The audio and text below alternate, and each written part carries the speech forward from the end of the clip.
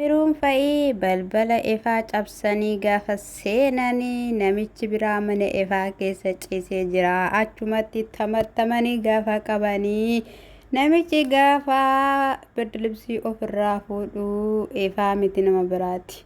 Ashamaa akkam jirtu hordoftoonni kiyya marti keessan siniin jechuudha. Egaa ijoolleen kun baay'ee simmeetaawwii ta'anii jiru. Gocha Abrahaam irratti ta'ee kan ka'e jechuudha. Innis immoo egaa obboleessi Abrahaam Efaanii Ruutaa faana ta'uudhaan waan inni gochaa fi hojjechaa jiru baay'ee kan nama gaddisiisuu fi kan nama baay'ee dallansiisu yoo ta'u, Efaattis yeroo ammaa kana faraduun in ulfaata jechuudha. Maaliif jennaan waan tuqame fakkaata malee namni obboleessa isaa osoo haala kanaan dhiphateera ta'ee dubbachuu dadhabee arrabni hidhamee waan godhu wallaalee jedhu akkatti in ilaalu jechuudha. Maaliyyuu haa ta'u maali? Inna yeroo kana keessatti eessaa dhuftee maalidha hati jennaan hiriyaa Efaatidhaanii. Efaa wajjiniin hin nyaanna hin dhunnaa waliin yeroo hin dabarsinaa nuti si arginee hin beennu. Eessaa dhufte hati maal hojjechaa jirtu? Abrahaam irratti maalidha kan sin hojjechaa jirta? Waliin matata keessan hojjechaa jirtu jennaani. Ani wanti beeku tokkollee hin jiru. Kaleessa immoo hanga sa'aatii meeqaatti ala turtanii? Yeroo nuti dhufnu hin jirtan turtanii jennaan. Sa'aatii 5tti kan nuti gallee. Sa'aatii 5tti yeroo gallee yoo barbaadaniitu ta'e immoo sabanyaan gaafachuu dandeessu jedheen jechuudha. Yeroo kanatti bilbiliitii Efaadhaanii ani qursii hin nyaanne eessa jirtaa kootu jedhiini tooyi bilbiliif jedhaniin jechuudha. Yeroo kana waan nuti jenne qofa jedhi malee dogoggorte waan tokko jettee tatanaan asitti morma keessirraa kunnaa'een jechuudha. Yeroo kanatti innis akkuma inni jedhee isaan jedhanii kootu eessa jirtaa maaliif hin dhuftu jennaan ani mana Ruutaan jira waan ta'eef nan dhufaa kan inni jedheen jechuudha. Sana booddee maal sin godheet Abrahaamii kanarratti hojjechuu yaaltanii? Abrahaam namaaf du'aadha. Abrahaam gara laafessadha. Maalin akkanaa jennaani ani wanti beeku tokkollee hin jiru. Obboleessa isaa akka ta'e nan beeka. Kanarraatiin kan ka'e immoo walitti dabbaramanii akka jiranis sirriitti nan beeka. Kanarraan kan hafe homaa tokkoyyuu waan hojjetan wanta godhan waan natti himan tokkollee hin qabani. Bilbila immoo yeroo baay'ee inni gadi bahee sa'aatii dheeraa inaasawaa hin dubbata. Kanarraatiin kan hafe ana waan nan mari'ate tokkollee hin qabu jennaan hin sobda. Waan gootan waan hojjan eessa ooltan akka baatan iddoo kamiyyuu waliidhaan akkasin socho'aa jirtan hin beekna. Dhugaa jirtu dubbadhu. Dhugaa jirtu dubbachuu baannaan nuti sin dhiisnu jedhaniin jechuudha. Sana booddees uffata kee uffadhanii uffata uffachiisanii jechuudha. Yeroo poolisitti nan bilbila kiyya natti kennaan bilbila harkaa fuudhan jechuudha. Isa kanaaf namicha qabaniitoo jiru jechuudha. Baay'ee tokko dhugaa dubbachuuf kan nama dabbaruu fi dabbaruudha jechuudha. Efaattis haala kanadhaan loluu osoo hin taane wacuu osoo hin taane amma kanatti mul'ate tokkotti furmaata karaa inni fayyuudhaan sossobanii isumaaniyyuu jechuudha gara tsabalaa geessuun dirqama ta'a jechuudha. Dirqama isa dhugaan siniin jedhee jechuudha. Abrahaam fayyuudhaaf Efaan jalqaba osoo fayyee baay'ee gaariidha jedhee namana jechuudha. Maaliif akkuma geessee Ruutaatti hirkisee fayyisuuf karaa bana wanta ta'eef jechuudha. Haa ta'u malee wanta haaraan akka ta'u waa akka mul'atu dhugaadha hin beekama jechuudha. Sabiraanis immoo kaleessa argataniitu buziyyee buna dhusii danfisna buziyyee bishaan dhugu jechaa akka turanidha. Yookiin baxaxanii qopheessanii lafa kaaniyyuu nama mana sana dhaqee saqammasiisaniitu giruubii warra sanaa akka ta'anii fi xiratii gochuu ni danda'u jechuudha. Maaliif jennaani seexanni qoosaan beektu si jammaa jechuudha. Dhugaa dubbachuuf taanaan hojii hojjechuu baateetti taanaan murteeffattee baati gaafa baatu jechuudha. Silii galti mitiiree sana booddee bakka baay'ee tokko haaree aminuun keessattuu simmeetaawwii ta'ee morma namichaa gixxim godhee qabee gaafa qabee jedhu jechuudha.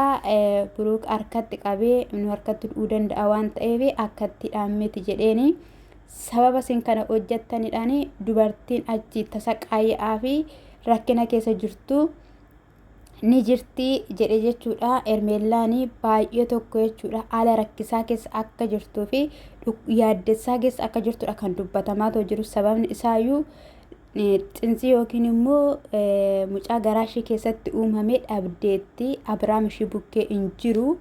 Waa meeqan cinqii meeqa keessa yaaddoo meeqa keessa galtee baay'ee tokkodhaani kan ishiin gaddaa jirtu kan jedhamaa jiru jechuudha.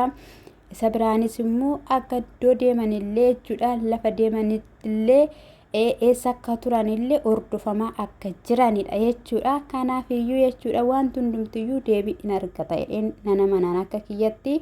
Booda bakka isaanis oliif gadi zorzoo jechaa turanii bakka isaanis gaggaafachaa turanii namichi garuu himuudhaaf eeyyamamaa hin turre.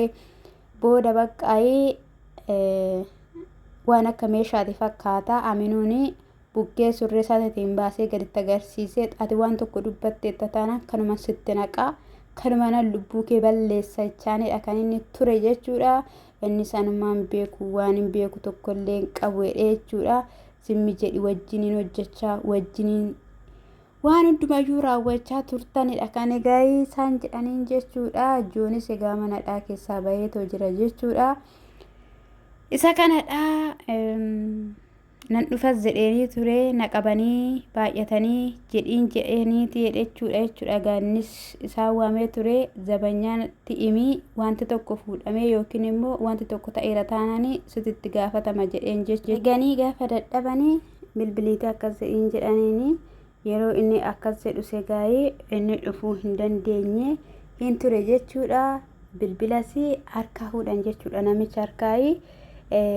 Maaliif jennaani yoo bilbilatti kennanii baaniiru ta'ee bilbilee fi akkasidha jechuu wanta danda'uu fi baay'ee tokko namatti tola jechuudha.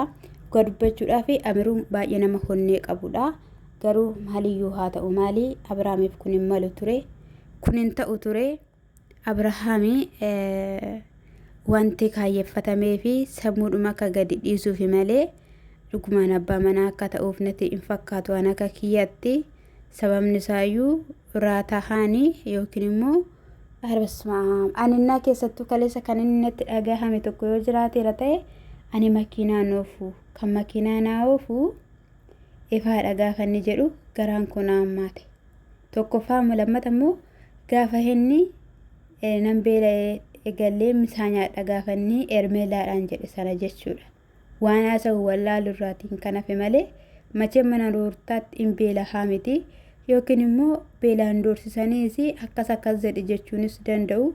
Ani kana dhugaa waaqa sammuu keessaa fuudhanii illiinaa isaa hundumayyuu dagachiisanii eresma isayyuu immoo amina isa goorsanii maal jechuudha. Mee ani akkamittiin aan kun diraamaa ta'a diraamaadha jedha namni baay'een hojiirra jiru isaanii walii galaniitiin lubbuu namaa balleessanii diraamaa hojjetamaa. Dhugaan siniin jedhe diraamaa hin hojjetamaan siniin jedhame hordoftoota lubbuu namaa balleessanii maal beekame amma duudaan sun wanti inni beeku maalidha? Erebsmaa gooftaa koo dhugaa dubbachuuf baay'ee tokko nama gaddisiisa. Egaayii haala sanadhaan baaniiru maaliif jennaan nama fidee dhufuu danda'a jedhanii isuma bichaa fuunee deemna jedhaniitoo jiru jechuudha. Ani akka kiyyatti poolisas qabsiisuu miti maalis ta'uu miti eefaa amalaan qabatanii ofitti qabanii jechuudha. Ani akka kiyyatti akka waa irratti kadhachiisuudhaaf bakka homa seerri somaan godhu obsitaalli somaan godhu garbachuuf kun sabalaa xammaqamanii ruuttaayyuu ishii barbaachisa geessanii ruuttaa miskiinitti sana ishii kaleessa qalbii qabeetti bayeetti sana kokkolfituttuu sana ishii har'aa afura daabiloosiin guutamtee ofiifis rakkattee namas rakkisaa jirtu sana geessaatii jechuudha.